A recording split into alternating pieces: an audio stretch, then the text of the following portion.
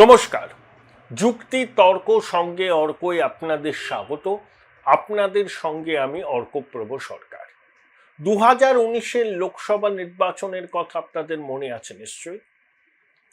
সেবার বিজেপি ভালোই প্রচার করেছিল। তখন বিজেপি যা সংগঠন ছিল আজকের তুলনায় তাহলে 1/4 নয়। এখন তো বিজেপি অনেক জায়গাতে তৃণমূলকে টেক্কা দিতে পারে মাঠ পর্যায়ের রাজনীতি, তখন তা ছিল না, কিন্তু একটা প্রবল হাওয়া ছিল। দিদিমণির ঘনিষ্ঠ বৃত্তে থাকা কিছু মানুষ আমাকেও বলেছিলেন দেখ বিজেপি প্রচুর ভোট পাবে কিন্তু আসন 3-এর বেশি উঠবে না। আমি তাদের চ্যালেঞ্জ নিয়েছিলাম, বলেছিলাম শোনো দাদা, আমার কথাটা মিলিয়ে নিও, বিজেপির আসন কোনো অবস্থাতেই 15-র নিচে নামবে না। হয়েছিল তাই। তারপর অভিষেক আইপ্যাককে রোপিন করলেন এবং আইপ্যাক তৃণমূলের শুধু পরামর্শদাতা সংস্থা হিসাবে নয়, তখন কার্যত তৃণমূলের দলীয় কর্মসূচি আউটসোর্স হয়ে গেল আইপ্যাকের কাছে। দিদিকে বলো, বাংলা তার নিজের মেয়েকেই চায়, ইত্যাদি ইত্যাদি। এবং প্রশান্ত কিশোর তখন তিনি আইপ্যাকের সঙ্গে ছিলেন, ভবিষ্যৎবাণী করেছিলেন কোনো অবস্থাতেই বিজেপি 100 ক্রস করবে না। তা প্রশান্ত কিশোরের ভবিষ্যৎবাণী অক্ষরে অক্ষরে মিলেছিল। লক্ষ্মীর ভান্ডার তুরুপের তাস হিসাবে কাজ করেছিল। কিন্তু এবারের সমীক্ষাগুলো কি বলছে তার আগে আপনাদের কাছে স্বনির্বন্ধ অনুরোধ, চ্যানেল সাবস্ক্রাইব করবেন এবং অবশ্যই থ্যাঙ্কস বাটনে ক্লিক করতে ভুলবেন না। দেখুন, আইপ্যাক যে সমীক্ষা করেছে তাতে তারা স্পষ্ট বলে দিয়েছে বিজেপি দিদিমণির ঘাড়ের কাছে নিঃশ্বাস ফেলছে। ম্যাট্রিক্স একটা সমীক্ষা করেছে, সেখানে তারা বিজেপিকে 115 থেকে 30, তৃণমূলকে 154 থেকে 170 দিয়েছে। আমি একটা কথা বহুদিন ধরে বলে আসছি, তখন এইসব সমীক্ষা বাজারে আসেনি, কোনো অবস্থাতেই তৃণমূলের আসন 154-র উপরে যাবে না। ওটা সর্বোচ্চ, ওটা টাচ করার সম্ভাবনাও কম, ওর থেকে নামার সম্ভাবনা বেশি। আইপ্যাক যেমন আছে তৃণমূলের, বিজেপির পক্ষে অনেক সমীক্ষক সংস্থা কাজ করে, অ্যাসোসিয়েশন ফর ব্রিলিয়ান্ট মাইন্ড সহ 3 জন। এই সমস্ত সংস্থা সমীক্ষা চালিয়েছে, তাতে কিন্তু বিজেপির পক্ষে ভীষণ ইতিবাচক। এরা কিন্তু পেশাদার সংস্থা, আইপ্যাকের মতো। বিজেপি এদের সঙ্গে চুক্তিবদ্ধ। দেখুন, পুজোর আগে সমীক্ষা মোটেই বিজেপির পক্ষে অনুকূল ছিল না। তখন ভোট হলে তারা ওই লোকসভায় তারা 90 আসনে এগিয়েছিল, ওই রকম পেত 90-91। নভেম্বরে এসআইআর শুরু হলো, জানুয়ারি মাসে এই সমীক্ষক সংস্থাগুলো সমীক্ষা করে, তাতে বিজেপির আসন সংখ্যা 110 থেকে 115-র মধ্যে দেখায়। 28 ফেব্রুয়ারি ভোটার তালিকা প্রকাশ হয়েছে, 60 লক্ষ লজিক্যাল ডিসক্রিপেন্সি। 23 মার্চ প্রথম সাপ্লিমেন্টারি তালিকা প্রকাশ হবে। আপনার সুপ্রিম কোর্টের নির্দেশে প্রাক্তন প্রধান বিচারপতিকে মাথায় রেখে অন্যান্য বিচারপতিকে নিয়ে ট্রাইব্যুনালও গঠন হয়েছে, তারা কাজ শুরু করবে 19টি জেলার জন্য 19টি ট্রাইব্যুনাল। এই মার্চ মাসের দ্বিতীয় সপ্তাহে যে সমীক্ষক সংস্থাগুলো সমীক্ষা করছে তারা বিজেপিকে রিপোর্ট দিয়েছে। তাতে বলা হয়েছে বিজেপি সর্বনিম্ন 140টি আসন এবং সর্বোচ্চ 170টি আসন পেতে পারে। 140-এর নিচে বিজেপি কোনো অবস্থাতেই নামবে না।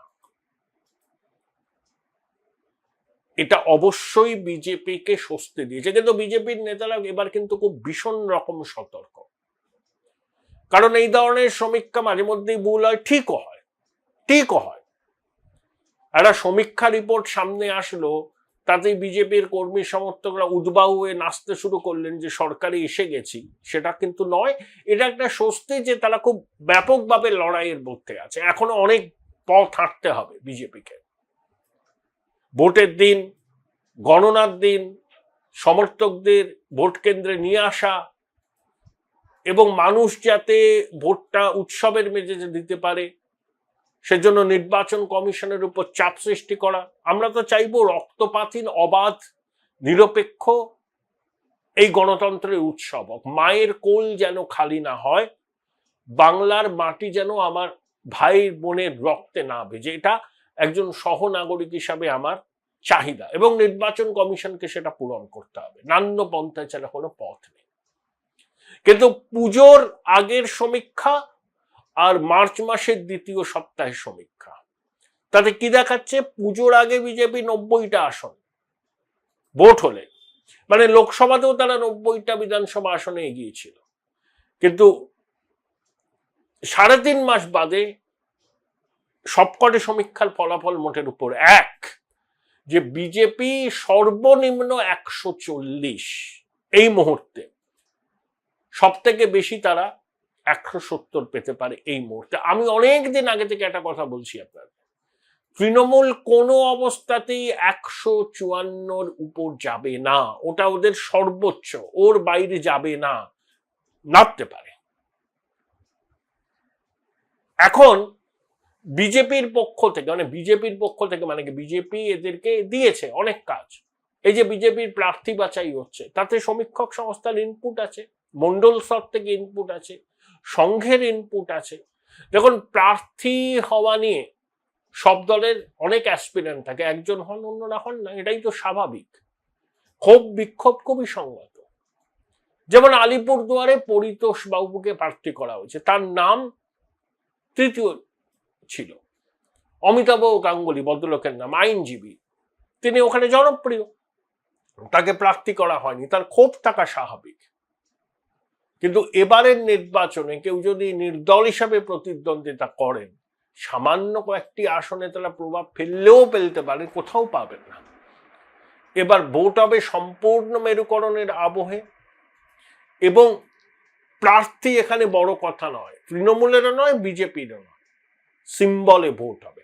দেখুন, যারা মমতা বন্দ্যোপাধ্যায়কে আবার মুখ্যমন্ত্রী হিসাবে চান, তারা তৃণমূলের প্রার্থী ভালো খারাপ ওসব দেখবেন না, তারা কিন্তু মমতা বন্দ্যোপাধ্যায়কে ভোটটা দেবে। আর যারা পরিবর্তন চান, তারা কিন্তু চোখ কান বুঝে পথে ভোটটা দেবেন, সিম্বলে ভোট হবে। আমি একদম ইন্ডিভিজুয়াল ইন্ডিপেন্ডেন্টের ভূমিকাকে উড়িয়ে দিচ্ছে না, তারা ক্ষতি করতে পারেন। কিন কন্টেস্টেড কয়েকটা আসনে 1-1.5 ভোট কেটে নিলে ফলাফল এদিক ওদিক হয়ে যেতে পারে, কিন্তু সেটাও এবারের নির্বাচনে হওয়ার সম্ভাবনা কম। এবারের নির্বাচন কার্যত গণভোটের চেহারা নেবে। হ্যাঁ মমতা, না মমতা।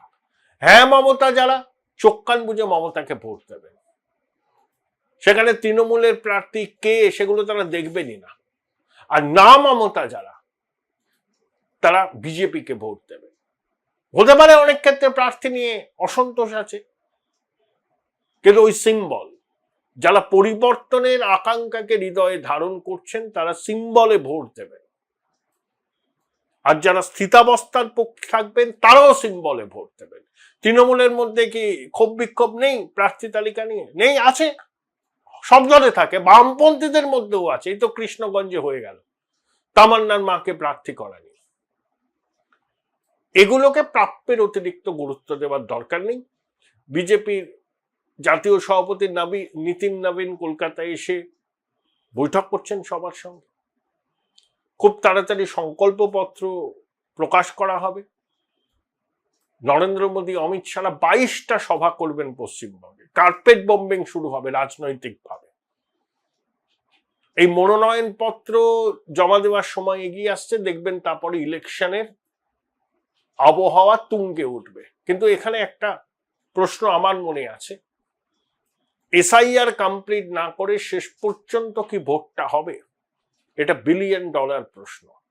20 লক্ষ লোকের ভাগ্য নিষ্পত্তি না করে কিভাবে নির্বাচন হতে পারে, এই প্রশ্নের উত্তর আমার কাছে নেই। সুপ্রিম কোর্ট বলে দেবে, নির্বাচন কমিশন সিদ্ধান্ত নেবে।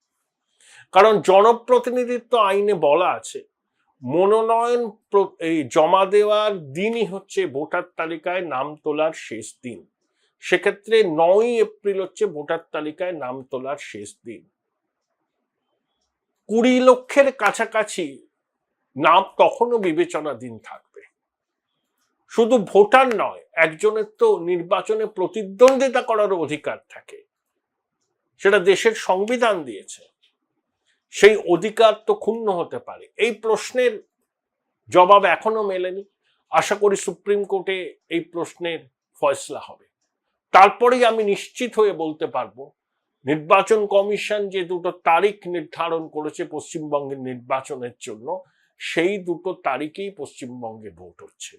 তার আগে এই নিয়ে আমি 16 আনার উপর 18 আনা নিশ্চিত হতে পারছি না যে পশ্চিমবঙ্গে নির্বাচন কমিশনের প্রকাশিত সূচি অনুযায়ী ভোটটা হবে।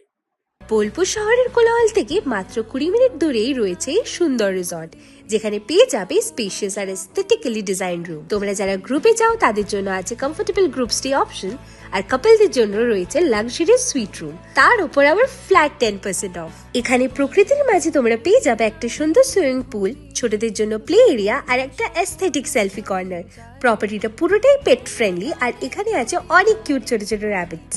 সকালের ব্রেকফাস্ট থেকে ডিনার পর্যন্ত পেয়ে যাবে একদম হোমলি কমফর্ট ফুড, যা এক কথায় অসাধারণ।